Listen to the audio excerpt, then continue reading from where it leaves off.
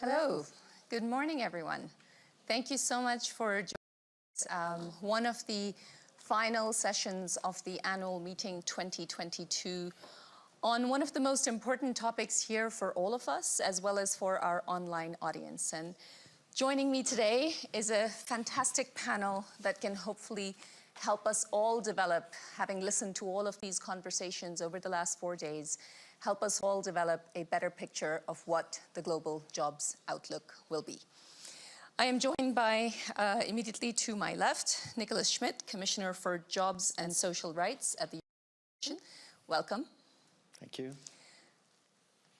To the far end of the panel, Ayman Ezzat, Chief Executive Officer of Capgemini from France. Welcome. Thank you. Next to him, Hisayuki Idekoba, President, Chief Executive Officer, and Representative Director of the Board for Holdings Japan. Welcome. Thank you.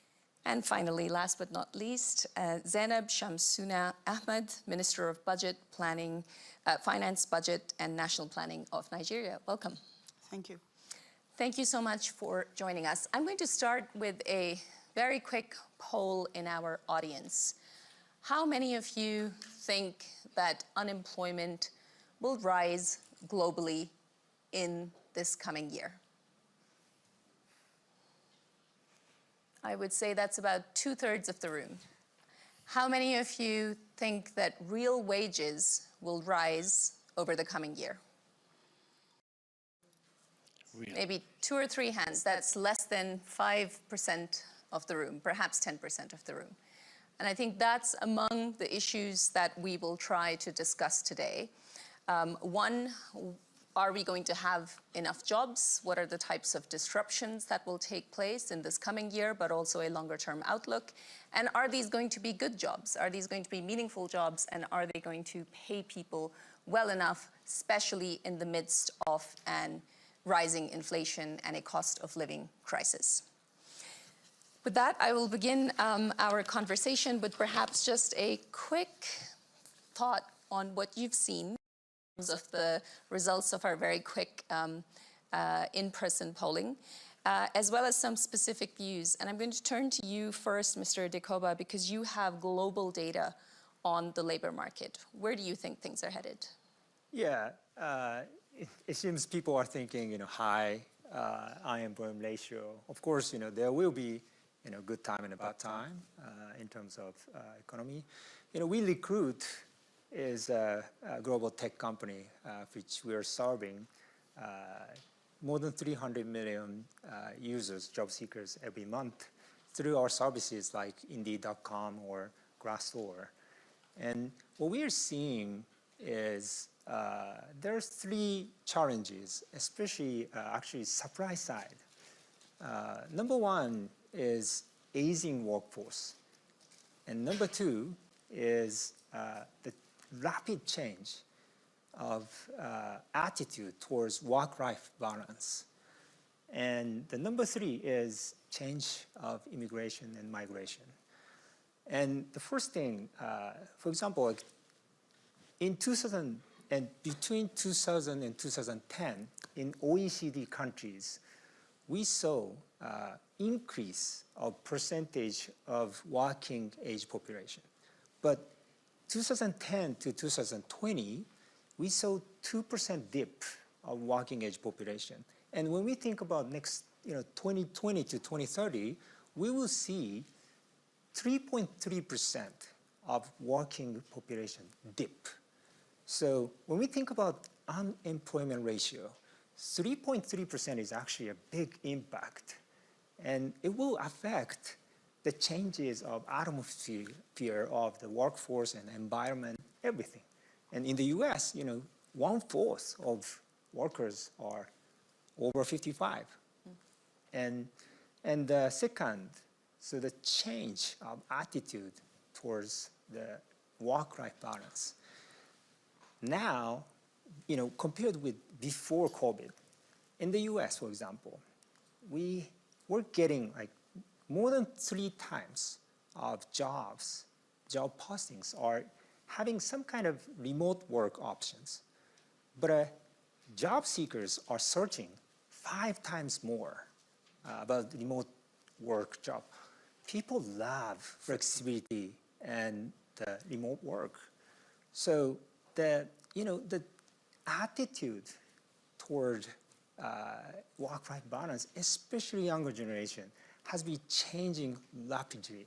It is very difficult to fill healthcare workers positions or construction worker positions.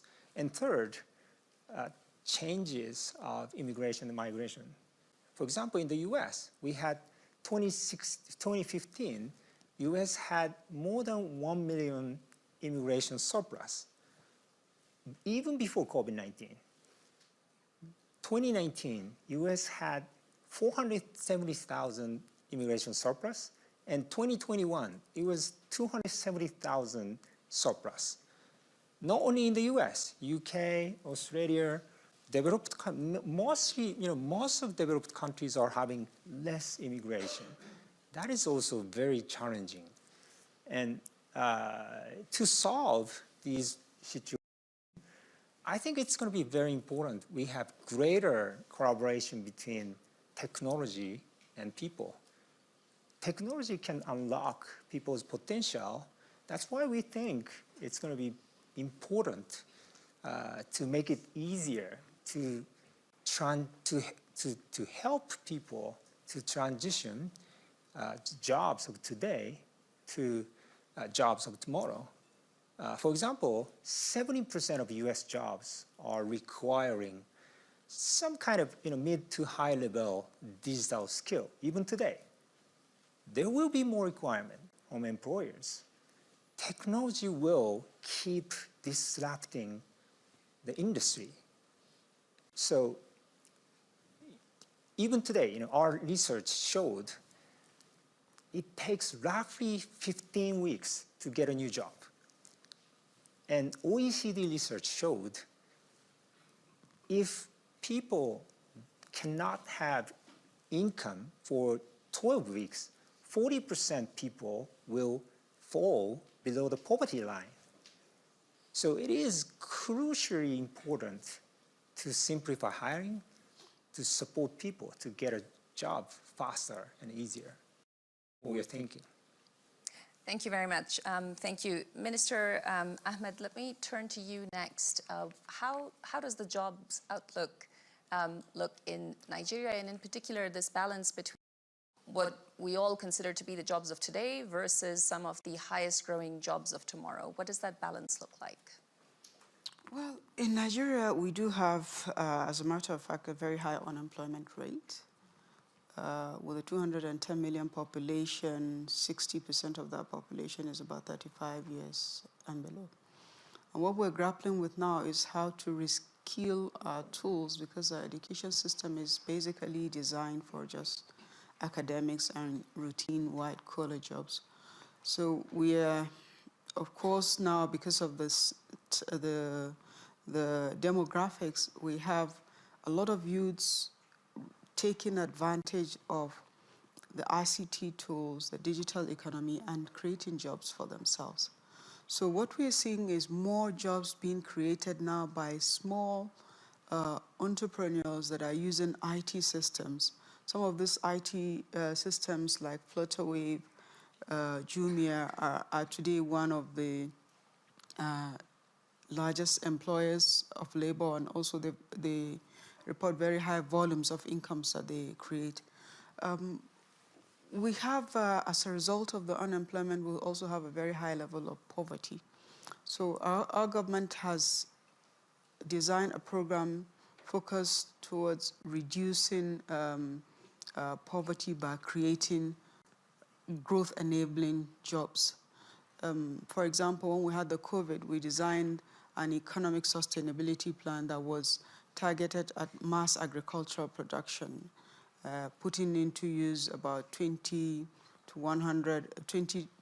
100,000 hectares of land to just put people to work. We created different kinds of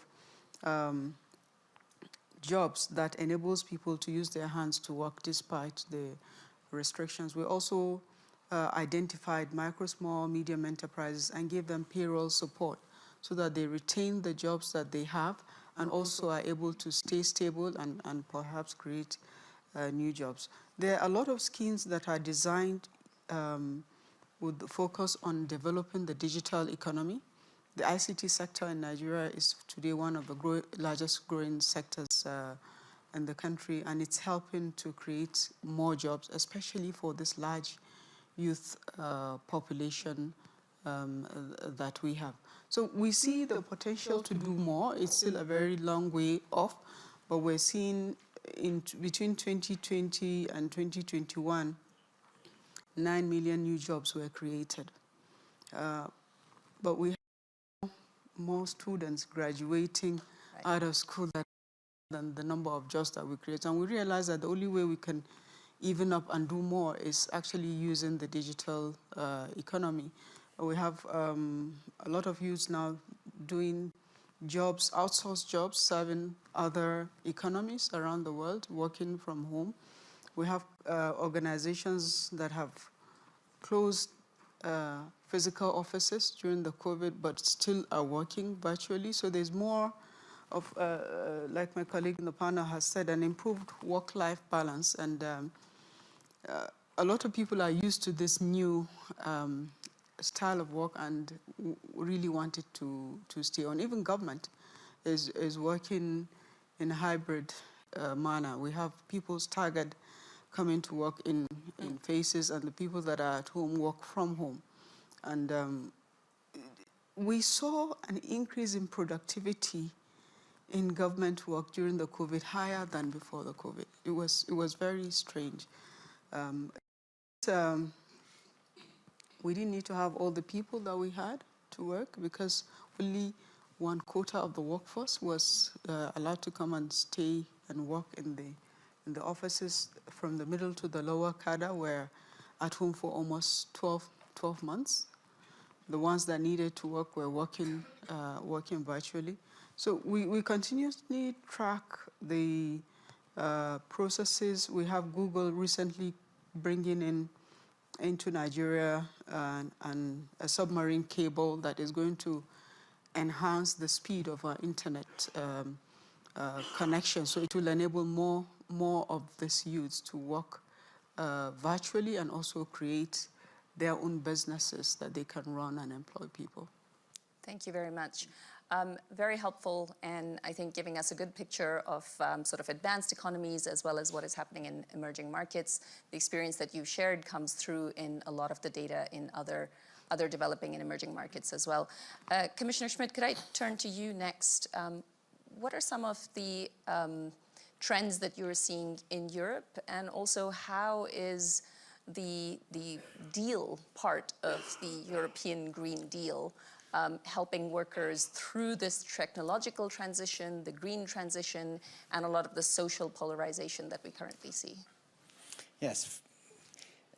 First, I would say that we are in a globalized world, but the problems are quite different. And what we hear now from our friends from Africa, we hear the same approaches in Northern Africa and other places in the world. So I think Europe, Japan, and also the US are in a different world in relation to jobs and employment, because of mainly of demographics being one of the main issue. Now, what is the trend in Europe? We have seen after the pandemic, which was really a very heavy recession, even heavier than the previous one during the financial crisis, we had a very strong, bold recovery.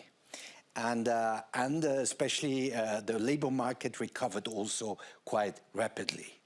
Now there is uncertainty due to the war. We have a new forecast which show that the recovery is losing some steam, but the labor market forecasts are still good.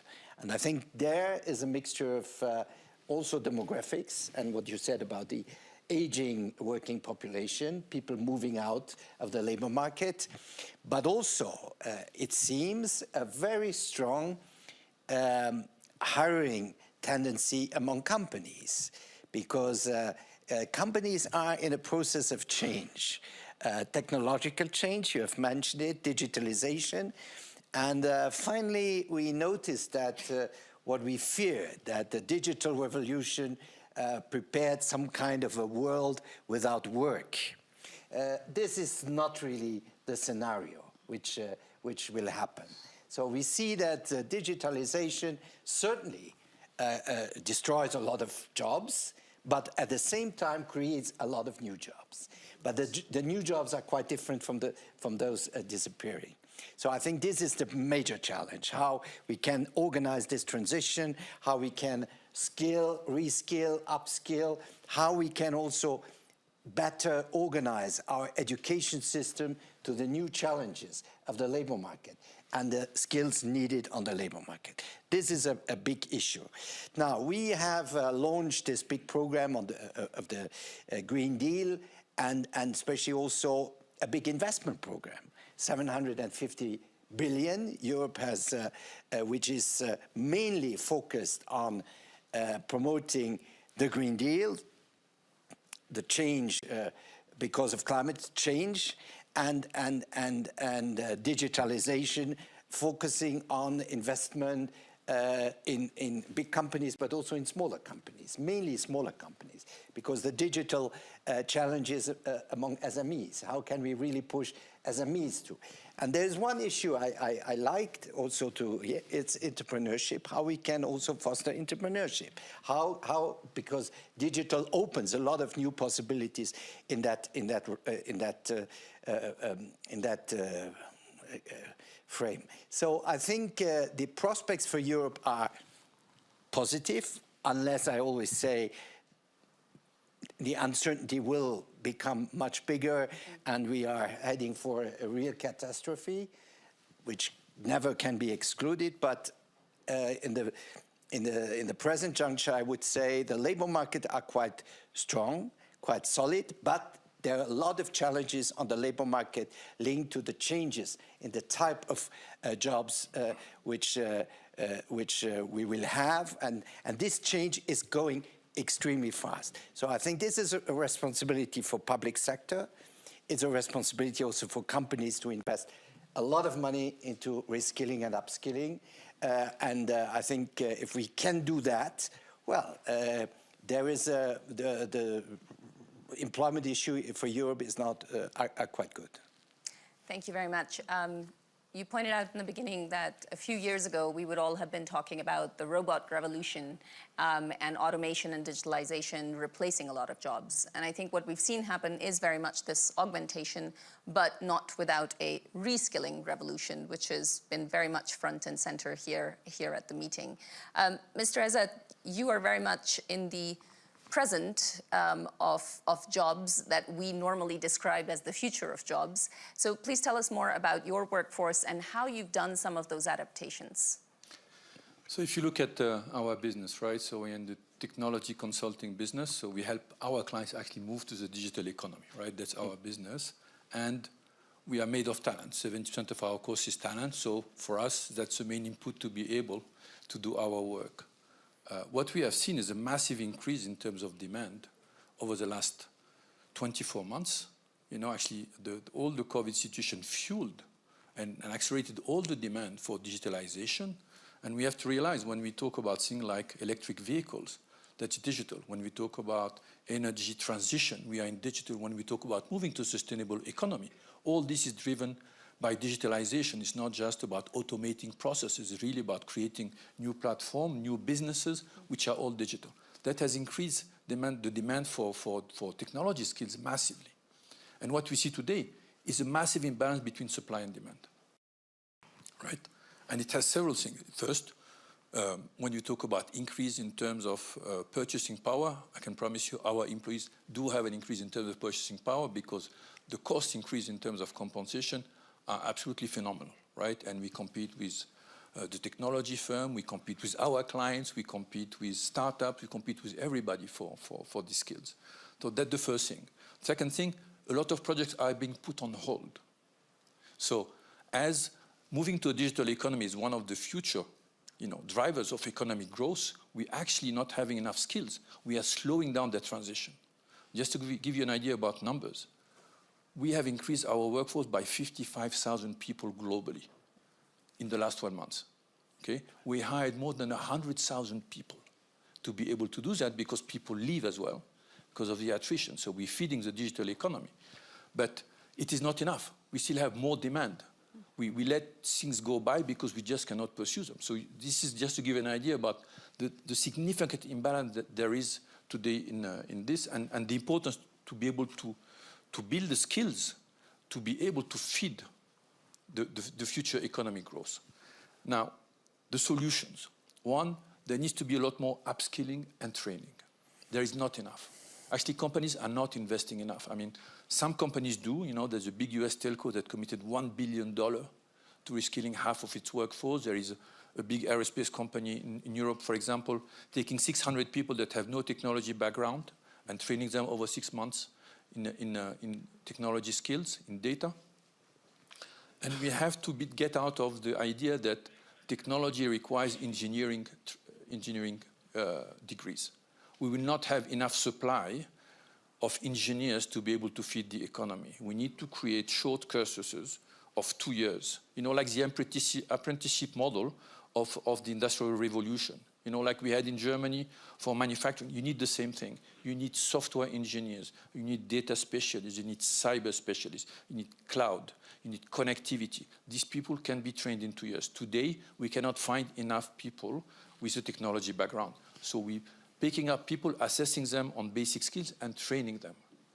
And we have to do a lot more of that, you know, and we have to work. There needs to be a lot more public-private, you know, collaboration on that because we need, you know, in Netherlands they have a very good thing where the private companies are involved in helping define the cursuses, you know, for education, and actually they sit on the boards to validate these cursuses to be able to create actually these new skills. We have to do a lot more of that. There needs to be a massive reskilling of digital economy. I know we have that number to get to 20 million, you know, digital employees by 2030. I promise you it is not enough to be able to feed the digital economy. We need a lot more. The second thing, which I think is important, is companies have to think differently. They have to think differently about talent. You have to think about how do I get the talent to get the work done, not how do I hire the people to get the work done. Because some people, as we said, want to work 100% remote. Some people will never work for us. They don't want to work for a 340,000 people organization, but they're interested in some projects. So how do I create a talent ecosystem that includes my employees, but other potential gig workers, potentially people who have retired, students, people that I identify associated with me, that will come work with me on a project, on a special assignment, but will never be my employees. So companies have also, even governments, have to think differently about how to get the work done, how do we build a talent ecosystem, and not how do we hire people to get the work done. Because people want a much more flexible environment. The workforce has become much more fluid. We'll never go back to what it is before. Attrition rates in companies will increase because people will move much faster from a company to another, from a project to another, because they don't want to have a career, you know, for 5 years and being told this is how your career want to look like. They want to say, I don't want to be told that. I want to decide what my future is going to look like, right? And that's the new generation we have to deal with. So we need to create a much more flexible work environment, hybrid work environment, have a lot more empathy, caring for people, less direction and telling them what to do, more enabling them. It's a complete evolution as well in terms of leadership approach, you know, to be able to get this, also keep this workforce, which has completely changed, you know, in the last 10 years. And that's what we see today as being some of the challenges we have to deal with. Thank you so much. Very diverse perspectives in terms of what the jobs outlook and trends will be, but I think a lot of commonality in terms of the red threads around skills, the red threads around the agency of people and the type of work that they want to do, and the importance of digital and connectivity. We have a little bit of time for questions from the audience. Please say your name, your organization, and please keep your question brief. Over to you. My name is Jira. Just please wait for the mic. Thank you. My name is Jira. I'm a global shaper from the Bern Hub. My question is very specifically, how would you see the universal basic income specifically this, like as one of the steps to make sure that nobody's under poverty, while you can implement the upskilling that all of you had been mentioning. And is your question directed to someone particular? No, I think so. All of you mentioned the problem of upskilling, so therefore, Okay. yeah. Yeah. Which one of you would like Yeah, to? I mean, I can start. I mean, there is something very important today which wasn't available before. We have unlimited amount of training capacity. Okay? We hired tens and tens of thousands of people during the pandemic that we don't know. We onboarded them, we trained them, we deployed them on project. We were running at 97% work from home. Okay? So can we train people? Yes. Can we make digital inclusion work? Yes. So we can bring a lot more people in the workforce, and a lot more people working remotely. We just need to be able to be connected, you know, and to identify you. Once we do that, I can train you. If you have the basic skills, if I assess you have the basic skills, I can train anybody, anywhere in the world. I mean, we have completely unlocked the idea about borders. You know, before we'd have a project in Sweden, we need to have people in Sweden, okay? Or they're working from India. But this was kind of the duality. Today, during the pandemic, we didn't care. We had people sitting in the Netherlands working on projects in Sweden, people sitting in Germany working properly in France. So the geographic location is completely unlocked for a lot of these jobs. And we have to take advantage of that, and we can train a lot of people. So the connectivity and bringing to people connectivity is the most important things to be able to deal with some of these issues and take people out of poverty and train them on some of these new skills and give them jobs. That's fascinating. Can I just ask you one quick follow-up question? There's been so much conversation about globalization, deglobalization here when it comes to trade in particular. I mean, is your view that we're going towards a very globalized digital labor market? It is definitely, because today we have, so we need to be able to recruit people. We need some physical locations for people, but we're opening in many places and we're hiring everywhere. The beauty of work from home is remote work, is not work from home, okay? So I don't care where people are. We have to be careful around certain things. Some clients will not ask us not to work from some countries, etc. So that we have to deal with some of these constraints. But today, when I accept people to work 100% remote, I don't care whether they live in France or in Germany. I don't care in which city, if they live in a village or they live in a big town.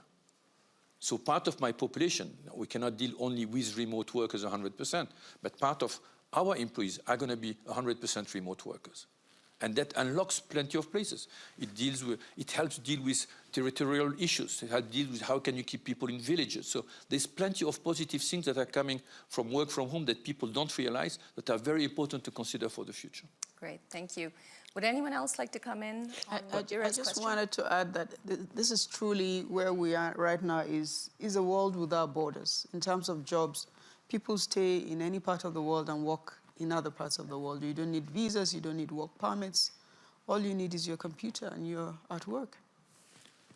Thank you. Just a word on the universal income. That's the question. Well, I think that the idea of a universal income to everybody, and then those who want to work or can work will work, and others have to live on universal. I'm not convinced by that.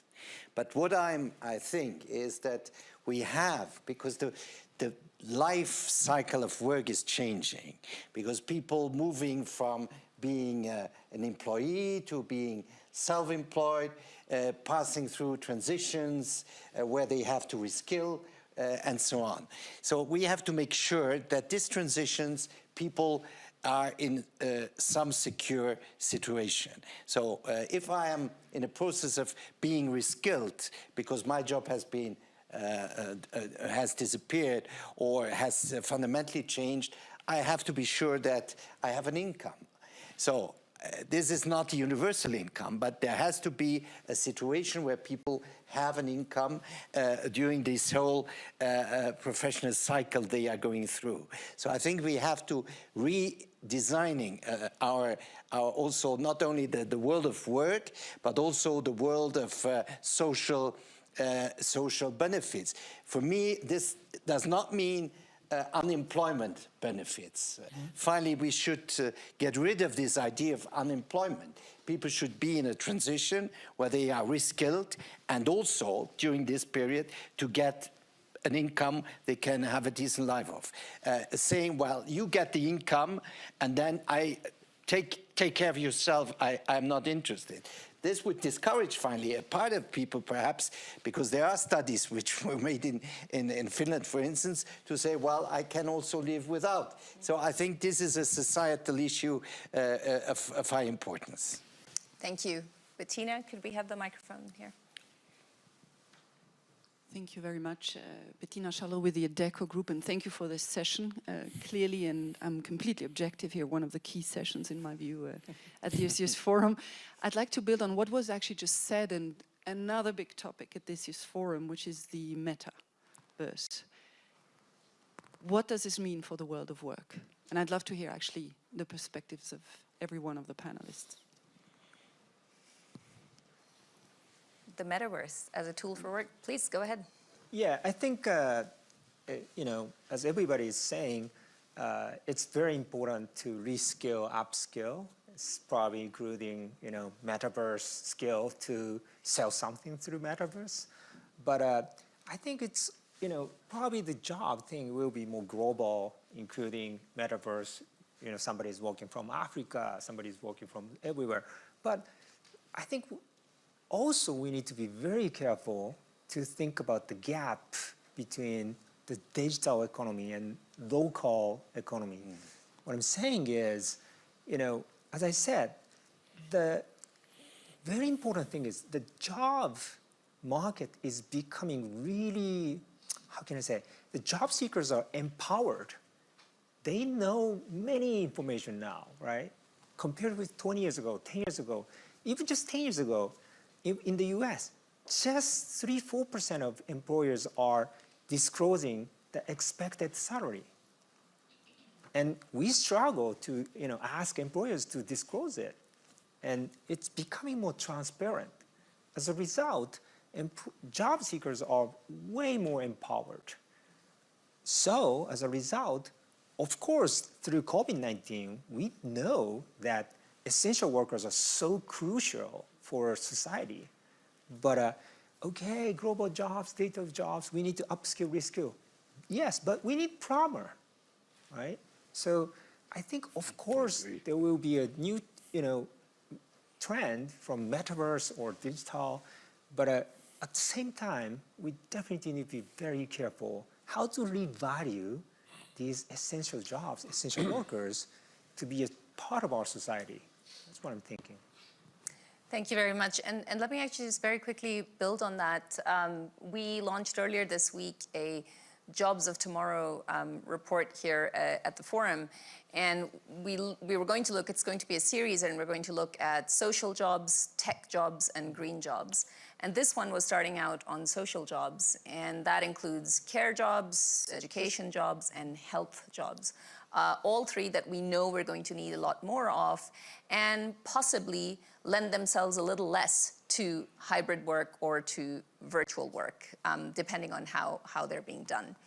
And there's for every dollar invested in social jobs, there's a $2.3 return, in addition to massive multiplier effects simply because of what those jobs do in society. So how do we solve for some of that? Let me jump in with that question, and then I'll come back to audience questions. Sorry, can you rephrase? So how would we solve for, in this future of jobs that we're talking about here, where so much of reskilling and upskilling is really around digital jobs and ensuring that people can work in the digital economy, for these essential roles that we know we're going to need so much more of in society, how do we ensure that these are valued, these are high-paid roles, these are high-skilled roles, and become attractive options for people? Yeah, you know, what we're seeing every day from our data is it's very difficult to attract, especially younger talent, to, you know, apply these jobs. And I think, you know, actually payment, you know, hourly wage is becoming less important. I think very important thing is, you know, flexibility or the environment of jobs, and, you know, and also more like a purpose-driven type of, you know, communication between workers and employers. And, we're seeing like really high turnover rate from healthcare workers or construction workers. So I think, of course, we need to pay more, but we also need to think how can we maybe train employers to build better workplace. If I just build on that, at least for our type of population, we see a lot more importance around the purpose of the company, what do you stand for, how do you care about your employees and care about society and you stand in society. Aspects like diversity and inclusion are absolutely fundamental. I mean, as CEO, if there's something happen, I get challenged, I get emails, I get things on LinkedIn, you know. So it is absolutely important to have purpose-driven companies that have a role in society and stand for something. As I talked before, the leadership has to completely change. It's not about management. Really have to move away. It's about caring and enabling people, not telling them what to do, but giving them a direction, giving them priority, giving them the means, and letting them express themselves. If not, they leave. They don't want to be told, this is how you do things. They want to be given the freedom to do that. It's about opening projects to people. People can decide on which projects they're going to go. So all this evolution in terms of flexibility, agility, transparency, you know, we post jobs and opening on projects. We don't tell people you go on this one, we tell them on which one you want to go. And if you don't make that happen, then employees don't stay. And so transparency, authenticity, diversity, you know, these are very important words today if you really want to be able to attract people and to get them to stay in your company. Thank you. If I may, I think just to address the part of your question that speaks to specifically to social work, and I'll take example of the health sector. In Nigeria, we've been losing health workers in droves. Our workers, nurses, doctors are leaving for different parts of the world because they are getting much a higher pay than we can ever pay them. So we really are now at a situation where we're looking at what do we do, because we are getting to the point when we will, where our hospitals are getting stretched because the workers are leaving.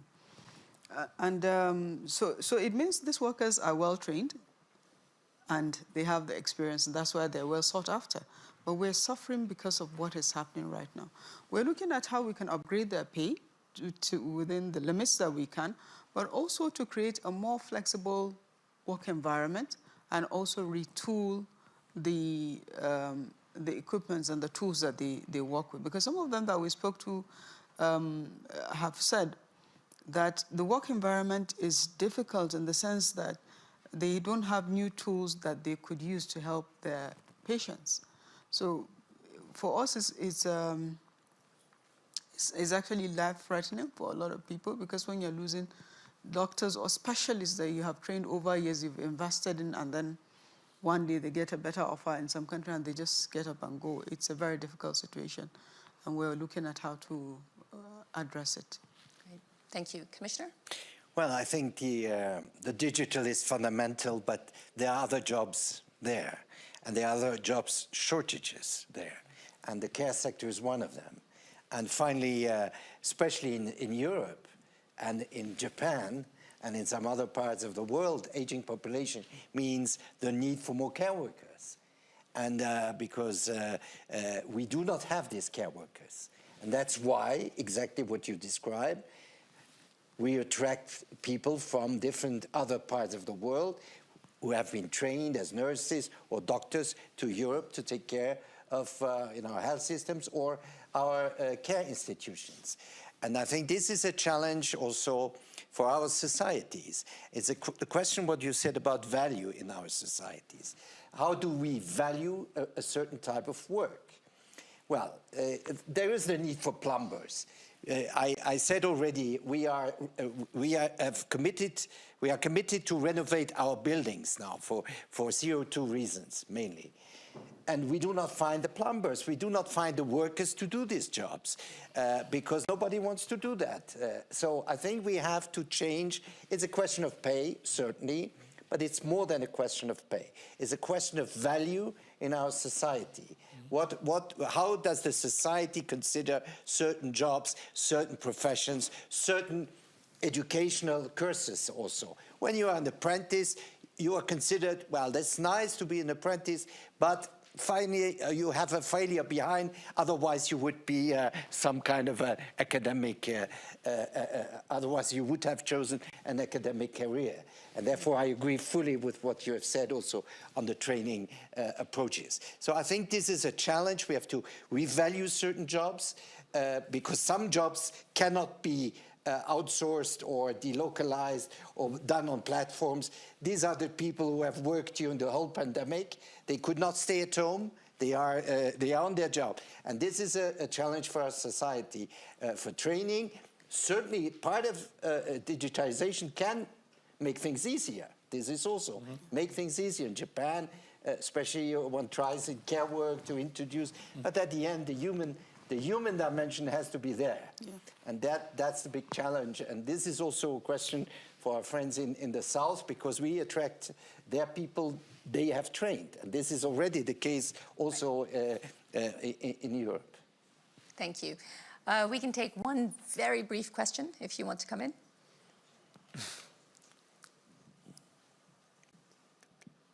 Thank you so much for the panelists. My question is directed to Minister Ahmed. As we know that the African continent is the youngest continent in the world. We're looking at over 1 billion young people under 35.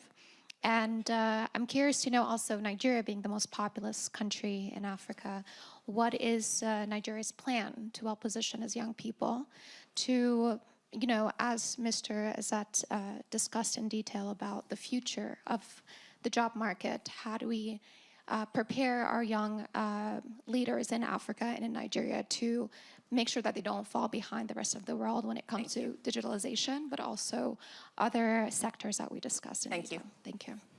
So I think at the beginning I said we have designed a job strategy, and we have clearly seen that we must skill and retool our youths. We have a very large population of youths, and they are very vibrant, very entrepreneurial, and very eager to learn. And a lot of the youths are embracing ICT to do different kind of things, including working for themselves as entrepreneurs, but also creating jobs in the process.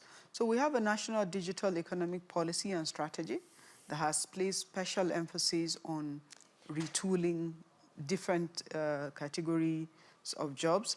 And we also have a policy that we call 100 for 100, policy for production and productivity. It's been launched early this year. And the idea is to provide special funding to low-cost finance, and so it's loans, right, to businesses that want to expand and retool their businesses so that they can do more and also employ more people. And already there's a large uptake for this from the private sector. It's clear to us that it's not government that can create the jobs. So we're not making much effort to create new jobs in government, but to support the private sector and enable them to create the jobs that we need. Thank you. I do want to ask all of you for one final comment. For somebody who is a teenager who is watching this conversation today, will be joining the labor market in a few years' time, what's your one piece of advice to them? And I'm going to call on you, Mr. Azat, first. I'm going to be a bit biased, right? I mean, there's a massive potential future in digital economy. You know, jump on one of these jobs, whether you like cyber or artificial intelligence or software development, or and choose your industry. You know, you want to work in e-health, you want to work on the auto sector, you want to work in utilities. All these industries, any industries today, provide opportunities for digital. It's not just working for digital companies. It's working for any industry because they all have opportunities around digital. Great, thank you. Mr. Dekoba. Yeah, of course, you know, it's very important to get the, digital skill. But what I've been thinking is, what is good job? So I think good jobs, when I saw the really passionate chefs, great, that is great job. So we need it. So I think, I will ask people, young people, hey, think about it. What you can be passionate of? That's your good job. That's what I'm thinking. Thank you. Minister. I will advise the youth to just pick whatever interests them the most and learn new ways of doing those things better. So whether you're a carpenter or plumber or you're a software specialist, you need to reskill yourself and retool yourself to be able to expand your opportunities to work for yourself. That's our emphasis, helping youth to work for themselves, but also to get better jobs. Thank you. And Commissioner, you get the last word. Well, I would say to every young person, get a good education, in whatever field, but try to get an education. An education, the field you think you are best fitted for. And the second one, be ready also that this education might not lead to your job for your whole life, that there are a lot of opportunities waiting for you, but this means that you have to be open to new knowledge, to new skills, and that finally this is not a constraint. This is finally an opportunity. Thank you so much. There you go, the Global Jobs Outlook. If you are working with the World Economic Forum, please also join the reskilling revolution. I think we saw that come through. And here at this meeting, we announced a new jobs consortium that will be looking at developing more of the jobs of tomorrow as economies recover. Thank you so much, Mr. Ezzat, Mr. Edekoba, Minister Ahmed, and Commissioner Schmidt.